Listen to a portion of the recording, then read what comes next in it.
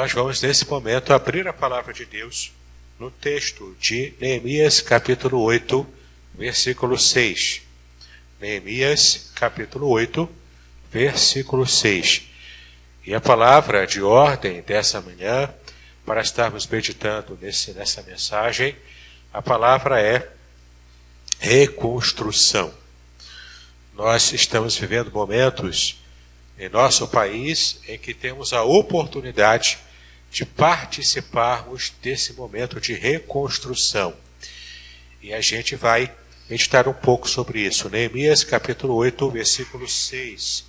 Se você achou o versículo, é só você ler comigo. Neemias 8, versículo 6, que diz o seguinte: Esdras bendisse ao Senhor, o grande Deus, e todo o povo respondeu: Amém, Amém.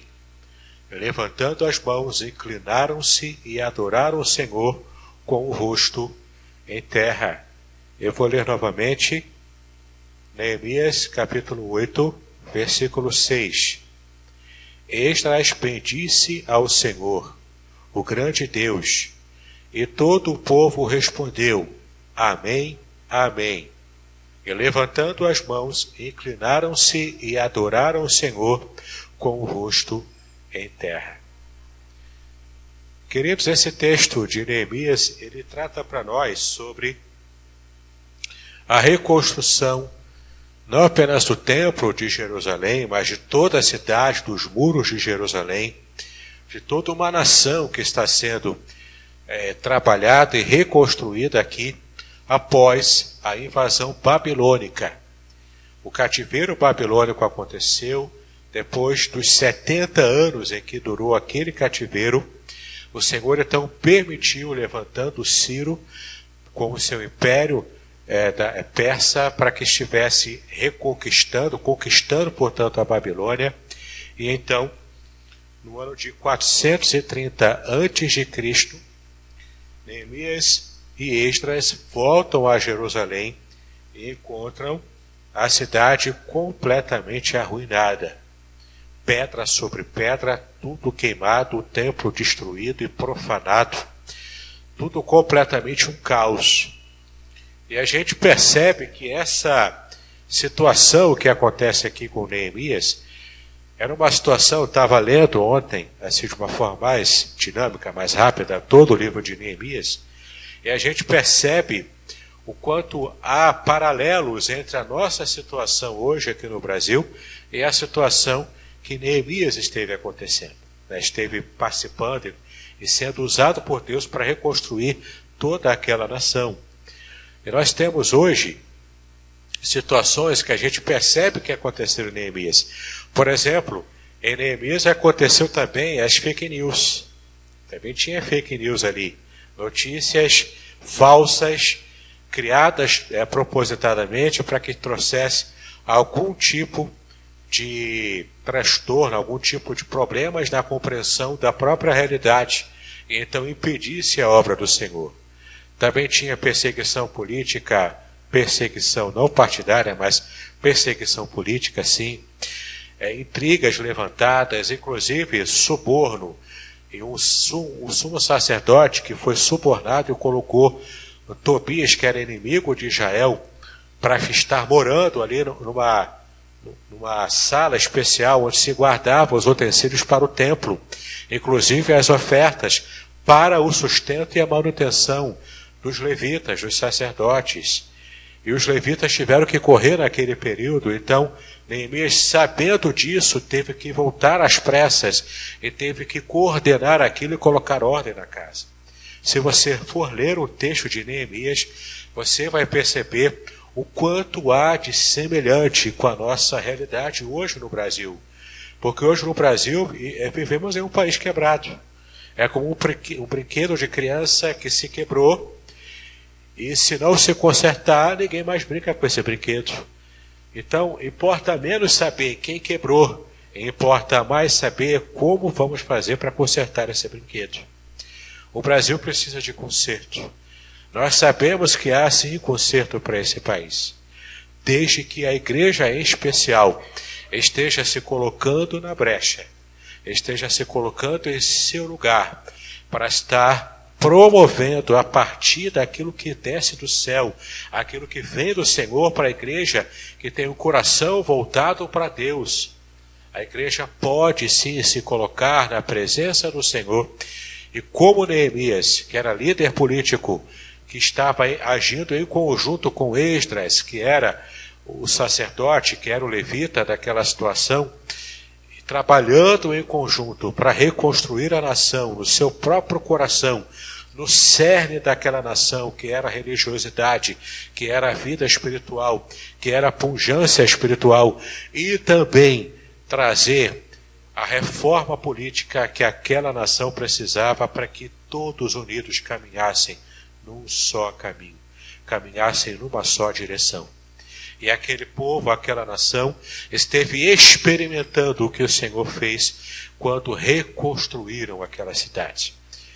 Alguns irmãos aqui que porventura trabalham com obra, trabalham com construção, até construção civil, com obras também particulares, sabem que muitas vezes reformar o que já existe dá mais trabalho, é mais caro, leva mais tempo do que às vezes até reconstruir do zero. Reforma é uma coisa difícil, é uma coisa complicada. É uma coisa que demanda muito esforço daquele que se propõe a reformar. E ali estavam aquelas pessoas, depois de 70 anos no cativeiro, acostumados a um tipo de governo, a um tipo de realidade, tendo que reaprender a própria cultura, tendo que reaprender a própria língua, porque já não se falava mais hebraico, se falava aramaico, que era a língua que era falada na Babilônia. Eles já aprenderam a falar aquela língua aramaico, que era parecida com o hebraico, mas tinha algumas diferenças. E eles estavam então numa situação de completo caos cultural, espiritual, político, religioso, completo caos social. A palavra da ordem era reconstrução, e não seria fácil. Em todo aquele processo de reconstrução, o povo estava com, o texto de Neemias fala isso com muita clareza, o povo estava com uma das mãos segurando, talvez a pá de pedreiro, que não tinha na época, mas é só para a gente contextualizar, segurando uma pá de pedreiro, segurando um instrumento de reconstrução, e com a outra mão na espada. Porque se houvesse algum tipo de invasão do inimigo, eles estavam preparados para protegerem a própria vida, protegerem a própria família e cuidarem daqueles que estivessem realmente querendo atrapalhar a reconstrução daquela cidade, daquele povo de Deus como nação. E estava ali, portanto, aquele povo preparado para essa reconstrução. E então Deus abençoa aquela atitude. Então Deus abençoa aqueles corações que estavam imbuídos de um tipo de sentimento de que queria ver novamente Jerusalém restaurada para a glória de Deus. E então, quando consegue reconstruir o muro, reconstruir o templo, e mais tarde estariam reconstruindo as casas e os pequenos bairros daquela grande cidade, naquele momento a gente se depara com o que aconteceu aqui no capítulo 8 de Neemias. Naquele processo de reconstrução, eles encontraram novamente a Torá, a lei de Israel, a lei do Senhor. E então, quando tinham terminado aquela primeira etapa de reconstrução, Neemias, como o governador daquela cidade, convoca todo mundo lá para frente, aqueles que podiam entender, aqueles que tinham idade suficiente para compreender a lei do Senhor. E então ele convoca Esdras, juntamente com os levitas. E no capítulo 8 você vai perceber isso com muita clareza. Olha o que diz aqui no capítulo 8. E a partir de alguns versículos, a gente vai perceber alguns princípios espirituais para que a gente faça a reconstrução da nossa nação, da nossa vida também em particular, e para que haja avivamento espiritual. Porque em muitas ocasiões nós clamamos por avivamento, mas em muitas dessas ocasiões clamamos, mas não estamos interessados em, de fato, pagarmos os preços para que estejamos alcançando esse avivamento espiritual dado pelo Senhor. Observe o versículo 1 do capítulo 8. Em chegando o 7º mês, e estando os filhos de Israel nas suas cidades, todo o povo se ajuntou como um só homem na praça, diante da porta das águas, e disseram a Esdras, o escriba, que trouxesse o livro da lei de Moisés, que o Senhor tinha prescrito a Israel. Eu quero destacar esse primeiro versículo, essa expressão: todos se reuniram em pé naquela cidade, esperançosos por receber novamente a lei de Israel, e todos estavam com o coração como se fossem um só homem, como se fossem uma só pessoa.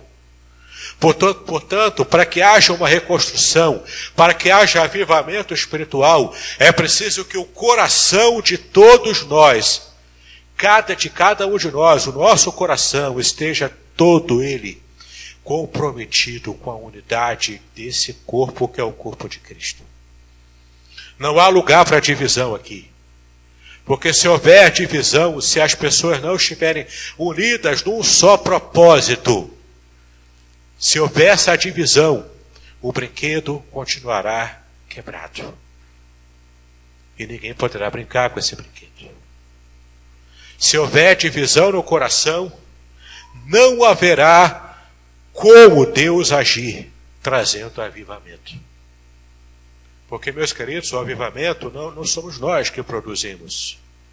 É Deus é que dá o avivamento. É Deus é que traz sobre nós a graça da sua plenitude, do Espírito Santo. E essa plenitude vai enchendo a gente, vai movendo o nosso coração. Isso não procede da gente, é do dom que Deus nos dá. Mas para que Deus nos dê esse dom, Ele está aguardando algumas posições de nossa parte. Uma delas é vivermos com o coração em unidade. Meu querido, se o povo está comprometido em estar unido com Deus, não há espaço para brincadeira, para divisão, não há espaço para outro tipo de atividade que não seja estar próximo a Deus, adorando o Senhor, estar com o coração finamente ligado ao Senhor. Portanto, o povo estava unido como um só homem, num só propósito. E o propósito era ouvir a palavra do que o Senhor queria dizer naquele momento. Versículo 2. Esdras, o sacerdote, trouxe a lei perante a congregação, tanto de homens como de mulheres, e de todos os que eram capazes de entender o que ouviam. Era o primeiro dia do 7º mês. Então Esdras, o sacerdote, trouxe a lei, atendeu aquele pedido unânime do povo. Queriam ouvir a lei. E todos os que estavam ali estavam aptos para entender a lei. Entenda, aptidão intelectiva, aptidão intelectual. O coração já estava comprometido com a obra. O coração já estava colocado ali naquele único propósito de reconstrução. Então precisava que, além do coração, além daquilo que envolve as nossas emoções e as nossas decisões pessoais, agora precisava de compreensão. O profeta Osés disse que o meu povo é destruído porque lhe falta conhecimento. Sem conhecimento não há reconstrução. Assim como não há avivamento e reconstrução sem unidade daqueles que estão envolvidos com a obra, também não há reconstrução e avivamento se não houver atividade intelectual. Se não houver inteligência, porque a inteligência estará movendo a gente para agir de modo adequado, de modo certo, de modo coerente. Será que Deus age de modo incoerente? Não, Deus é o dono da sabedoria. Deus é o dono da inteligência, foi Ele que nos deu essa inteligência. E precisamos usar esse atributo que Deus compartilhou conosco para que estejamos fazendo a sua obra na reconstrução do nosso país, na reconstrução da nossa própria vida espiritual e para que estejamos recebendo o avivamento, inclusive como corpo de Cristo local. Portanto, unidade, interesse pela lei com inteligência Versículo 3. E leu no livro diante da praça que está fronteira à porta das águas, desde a alva até o meio-dia, perante homens e mulheres os que podiam entender, e todo o povo tinha os ouvidos atentos ao livro da lei. Eles estavam em pé toda a parte da manhã. Desde o nascer da alva, aproximadamente às 6 horas da manhã, 5 e poucas, 6 horas, até o meio-dia, em pé, sem comer nada, em jejum. Todos atentos e ouvindo a lei do Senhor. O propósito que moveu o coração daquelas pessoas era de conhecer a palavra de Deus. Por isso Deus estava disposto a dar o avivamento e permitir a reconstrução com o milagre daquele povo, daquela nação. O mesmo Deus que havia mandado os babilônios para poder estar trazendo corretivo àquela nação que estava adorando a deuses falsos, estava acalentando deuses falsos em seus corações. Agora o coração de Deus estava favorável àquele povo, porque finalmente aquele povo teve o seu coração reconstruído já e queria ver a sua nação refeita para a glória de Deus. O quanto era triste para eles olhar tudo em ruínas e se lembrar do quanto Deus tinha abençoado no passado o seu povo. E agora, queridos, versículo 4, Esdras, o escriba, estava num púlpito de madeira que fizeram para aquele fim, num púlpito, num lugar um pouco mais alto. Estavam em pé junto a ele, à sua direita, Matitias, Sema, Anaías, Urias, Ilquias e Maazéias, e à sua esquerda, Pedaías, Misael, Malquias, Rassum, Rasbadana, Zacarias e Mesulão. Esdras, portanto, estava pronto a ler, e ele estava acompanhado dos seus levitas, daqueles que seriam seus auxiliares nesse trabalho. Não se faz a obra de Deus sozinho. Não se faz uma obra de avivamento sem a ajuda de outros. Alguém sozinho não consegue fazer, uma andorinha sozinho não faz o verão, ela no máximo consegue anunciar que o verão está começando. Não podemos fazer a obra do avivamento e da reconstrução sozinhos.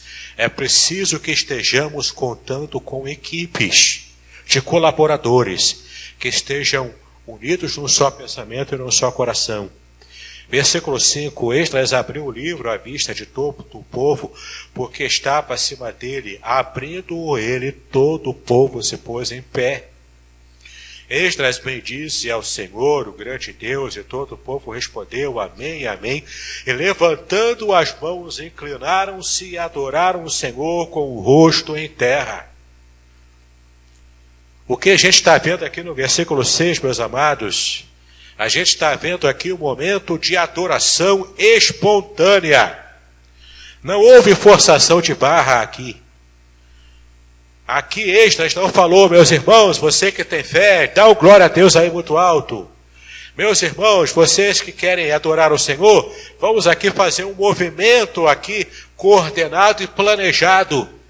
E às vezes as pessoas fazem isso porque o líder de louvor mandou fazer, porque o pastor mandou fazer, e não porque de fato estavam com o coração voltado para adorar a Deus, sem nenhum tipo de amarra, sem nenhum tipo de direcionamento humano. Ali estava o povo que queria adorar a Deus e fez isso de modo espontâneo, porque ali o Senhor estava visitando a sua nação, o seu povo, com avivamento espiritual.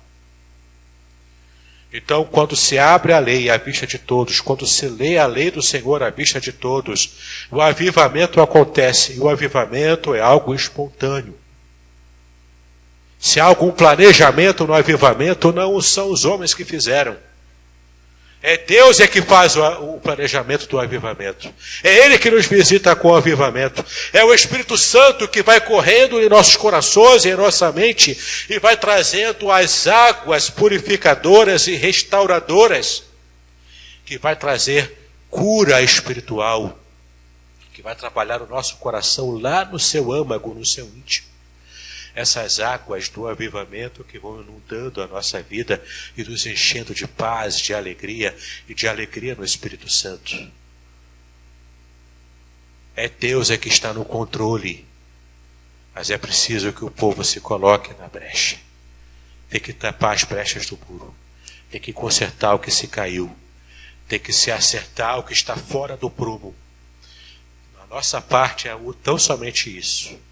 E a parte de Deus é nos visitar com a sua glória, com a sua graça, com o avivamento que procede do seu trono. Versículo 7. E Jesus, Abani, Serabia, Jamim, Acube, Sabetai, Odias, Bazéias, Quelita, Azarias, Abadá, Anã, Pelaías, os levitas, o que eles fizeram? Olha só, ensinavam o povo na lei. E o povo estava no seu lugar. Ensinavam o povo na lei. Ninguém falava aqui mensagens de autoajuda. Ninguém estava dizendo aqui o quanto cada um deles era especial, era a menina dos olhos de Deus. E eles eram tão especiais que podiam declarar a vitória, que Deus era obrigado a dar a vitória e a bênção. Esse tipo de heresia não se falava naquele período. Porque o comprometimento daquele povo era o cumprimento com a palavra. Sem palavra não há avivamento. Sem palavra não há glória de Deus manifesta. Versículo 8 agora. Leram no livro da lei de Deus, claramente dando explicações de maneira que entendessem o que se lia. Estavam lendo na lei de Deus que estava escrita em hebraico. O povo já não falava mais hebraico. O povo falava aramaico. Como é que o povo ia entender? Era como se eu que falo português, na modalidade do Brasil, português, entre aspas, o português brasileiro, e tivesse um pregador aqui pregando em espanhol, falando com aquela forma característica do espanhol falar muito rápido. Uma coisa ou outra a gente consegue pegar, mas a gente não vai conseguir entender tudo. A gente não ia conseguir assimilar tudo que aquele pregador em espanhol falando rápido estivesse tentando passar para a gente. Assim seria se o povo estivesse recebendo a palavra em hebraico, mas falava e entendia em aramaico, se não houvesse interpretação, se não houvesse tradução do hebraico para o aramaico. Foi isso que Esdras e os levitas fizeram. Leram o texto em hebraico, traduziam simultaneamente em aramaico, e enquanto liam e traduziam, explicavam. Mostravam para aquelas pessoas que tinham inteligência o que a lei queria dizer, em seus pequenos detalhes. Então aqueles grupos divididos em pequenos grupos, cada um discutindo, fazendo perguntas e recebendo instruções da lei, da Torá do Senhor, aquelas pessoas estavam, portanto, recebendo um direcionamento espiritual através dos seus líderes para poderem reconstruir aquela nação. Versículo 9. Neemias, que era o governador, e Esdras, sacerdote, escriba, e os levitas que ensinavam todo o povo, lhe disseram: este dia é consagrado ao Senhor vosso Deus, pelo que não pranteeis, nem choreis, porque todo o povo chorava ouvindo. Todo o povo chorava ouvindo as palavras da lei. Porque houve adoração espontânea, porque houve avivamento, houve também choro e lamentação por causa do próprio pecado. Porque esse é o tipo de missão que a lei tem, apontar para a gente o nosso erro. Apontar onde a gente está errando. Dizer para a gente que a gente vacilou. E porque a gente vacilou, a gente entristeceu o coração do nosso maravilhoso Deus. Era preciso que se reconstruísse esse relacionamento. Ali não estava sendo reconstruído apenas a cidade, o templo, apenas os muros, apenas a nação, mas estava sendo reconstruído também a própria aliança que Deus havia estabelecido para Israel, desde Abraão, Isaque e Jacó. Aliás, desde Noé, muito antes disso. Era a aliança com Deus que Israel estava também reconstruindo. Lembre-se, a palavra-chave dessa mensagem é reconstrução. Renovação de aliança. Isso é essencial para que haja uma vida restaurada com o Senhor. E é interessante que aquele povo chorava. E o choro era real, o choro era sincero. O choro era uma entrega total de um arrependimento em que não se via como conseguir restaurar. Não se via como conseguir essa reconstrução. Quantos de nós aqui não chora quando percebe que errou e quer agradar o coração de Deus? Se você não tem esse sentimento de um choro profundamente arraigado no seu íntimo, no seu coração, você precisa reavaliar se a sua vida espiritual está realmente sendo uma vida espiritual sadia perante o Senhor. Você precisa reavaliar se você, inclusive, nasceu de novo. Porque quem nasceu de novo fica para baixo, fica down, quando percebe que errou e que entristeceu o coração de Deus. O avivamento produz esse choro, esse lamento. Mas eu tenho uma boa notícia para você. Essa situação de choro e de lamento já foi resolvido. O lamento pelo pecado que nós às vezes sentimos hoje, nós não precisamos ficar fechados a esse tipo de choro desesperançado. Nessa manhã eu quero renovar a sua esperança, porque o Senhor já resolveu isso por nós. Abra a palavra de Deus rapidamente em Romanos capítulo 7. Mas não feche Neemias, por favor. Nós já voltaremos para ele. Mas eu já estou quase terminando a nossa mensagem, para não atrapalhar a palestra que teremos hoje daqui a pouco. Romanos 7, de 15 a 25. Romanos capítulo 7, de 15 a 25.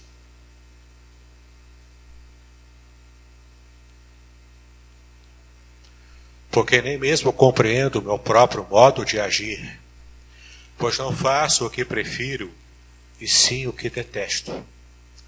Ora, se faço o que não quero, consinto com a lei que é boa. Neste caso, quem faz isto já não sou eu, mas o pecado que habita em mim. Porque eu sei que em mim, isto é, na minha carne, não habita bem nenhum. Pois o querer o bem está em mim, não porém o efetuá-lo. Porque não faço o bem que prefiro, mas o mal que não quero, esse faço. Mas se eu faço o que não quero, já não sou eu quem o faz, e sim o pecado que habita em mim. Então, ao querer fazer o bem, eu encontro a lei de que o mal reside em mim. Porque no tocante ao homem interior, tenho prazer na lei de Deus, mas vejo nos meus membros outra lei que, guerreando contra a lei da minha mente, me faz prisioneiro da lei do pecado, que está nos meus membros. Desventurado homem que sou, quem me livrará do corpo desta morte?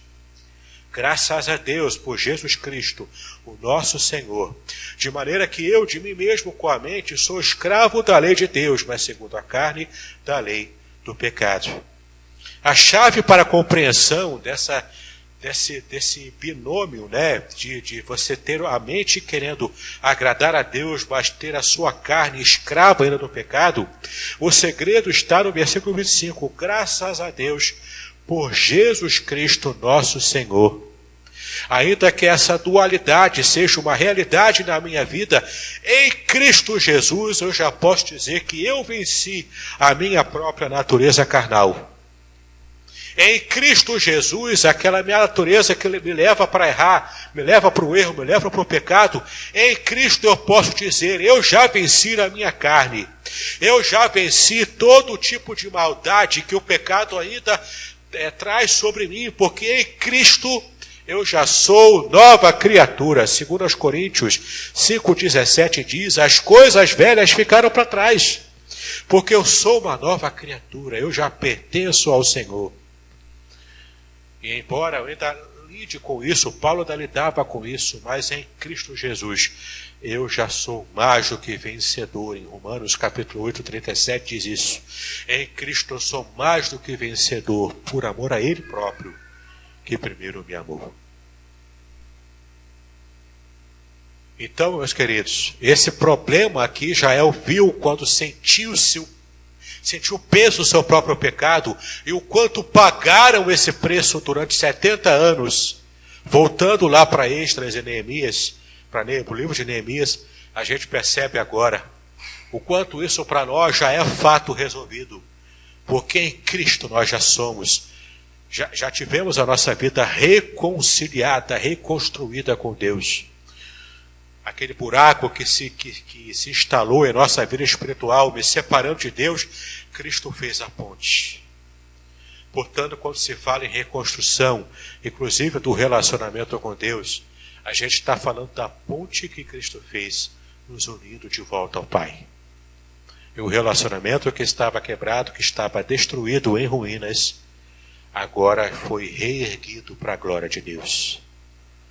E eu tenho acesso a Deus hoje, como aqueles judeus na época de Neemias não tiveram. Não pelo menos nesse mesmo nível. Mas ainda assim a graça de Deus veio sobre eles. Eles tiveram uma vida de renovo, de restauração. E a nação de Israel existe até hoje. Deus não permitiu que o seu remanescente fiel morresse, mas restaurou aquele povo. Para a gente fechar aqui, a gente está quase terminando já, voltando a Neemias capítulo 8, versículo 10. Disse-lhe mais: ide, comer carnes gordas, tomar bebidas doces, e enviai porções aos que não têm nada preparado para si, porque este dia é consagrado ao nosso Senhor, portanto não vos entristeçais, porque a alegria do Senhor é a vossa força. Dá vontade de chorar, você olha para o seu lado, você olha para o outro lado, você sai de casa para trabalhar, não sabe se volta vivo. A nossa situação aqui no Brasil, muitas vezes nos dá depressão, dá vontade de chorar. Mas a palavra dessa manhã para você é a palavra de alegria no Espírito Santo. Há jeito para esse país, porque o Senhor não perdeu o controle da nossa nação. Nós, como Igreja do Senhor, pelos nossos erros do passado, pela nossa própria incapacidade de ser voz de Deus para essa nação, a gente se perdeu como povo evangélico em várias situações. Mas Deus ainda tem essa palavra de esperança renovada. Se a gente se colocar no prumo, tapando brechas do nosso país, o nosso papel profético como igreja que deixamos de exercer, para ficar envolvido com tanta coisa desse mundo. Se a gente tomar uma consciência de nação de Deus, de povo de Deus, nação santa e escolhida, a gente pode se reverter e ser a chave que Deus vai usar para virar a situação caótica em que vivemos hoje em nosso país. Basta que você se coloque na presença de Deus, que eu também me coloque na presença de Deus com choro, com arrependimento, com o coração unido num só propósito, para estarmos reconstruídos aquilo que foi destruído. E a gente vai fazer isso para a glória de Deus, e essa nação verá dias melhores para a glória do Senhor. Essa palavra de esperança, de renovação na nossa vida e no nosso coração, é o que nos move a continuar trabalhando para Deus. Então todo o povo parou de chorar. E começou-se então aqui, perceberam que na lei falava de uma festa chamada de festa de Sukkot. É a festa dos tabernáculos, a festa das tendas. Então perceberam que a lei falava isso, era já a época de restauração dessa festa, dessa alegria, dessa esperança renovada. Então eles fizeram as suas cabanas, fizeram as suas tendas, participaram daquela festa, e então a glória do Senhor foi vista de novo naquela nação. Não importa o fundo do poço a que a gente se enfiou, esse buraco que a gente se enfiou em nosso país, Deus é todo poderoso e Ele pode tirar a gente dessa situação de caos, desde que a gente esteja disposto realmente a pagar o preço da reconstrução e do avivamento que essa nação tanto precisa para a glória do Senhor. Se você acha que você faz parte disso, e de fato, se você entender a Bíblia, se você entendeu essa mensagem dessa manhã, você percebeu que você faz parte sim desse processo. Você coloca de pé agora, nós vamos ter uma palavra de oração.